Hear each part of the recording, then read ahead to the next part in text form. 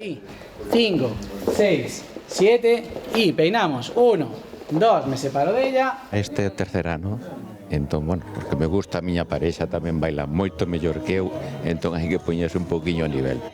Sirve para relacionarse máis que nada, sabes? Que faz? Os sitios de baile, pois sempre hai movimentos aos fins de semana nestes sitios de baile, non? E chegar aos sitios e, máis que nada, pois saber bailar. 1, 2, 3, vámonos! A demanda vai un pouco tamén cas modas e cos orientacións da música.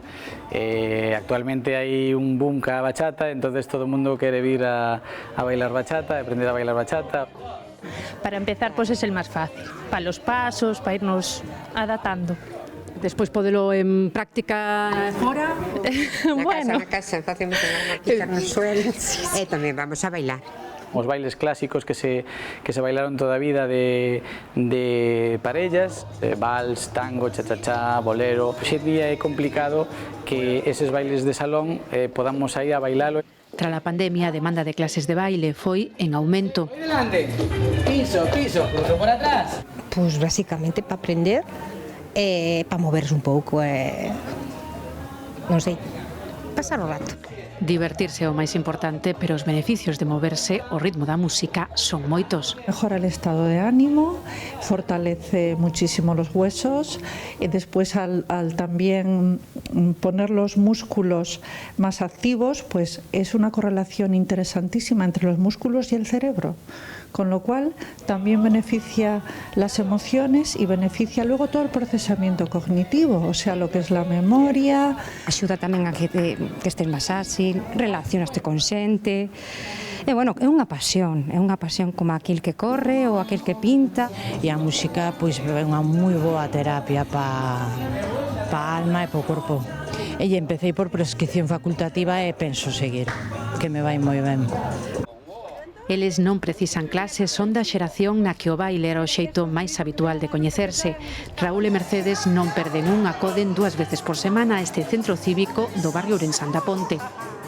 Sí, isto encántame. Vamos xogar as cartas arriba primeiro. De 4 a 6 xogamos as cartas e despois vimos bailar. As pernas é o peor, pero queres saber que mientras, cando termino de bailar, debe ser que están os huesos quentes que apenas me doi. Dixo o médico que era a mellor gimnasia que podía facer. E máis padezco o corazón. Bailei sempre, toda a vida. Moito, moito. Ainda con hai pouco tempo a Portugal e bailei el máis non podemos. Hasta as 5 da mañá estuve bailando sin parar nada. Os 80 e tantos anos. Non importan os anos nin a música que soe. Todo.